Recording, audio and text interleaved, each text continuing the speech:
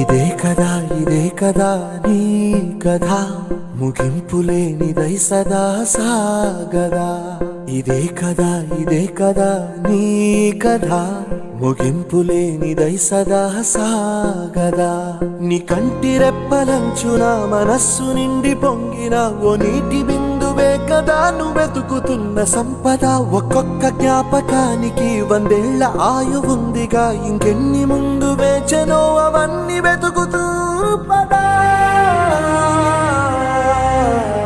మనుష్యులందు నీ కథ మహర్షిలాగా సాగదా. మనుష్యులందు నీ కథ మహర్షిలాగా సాగదా.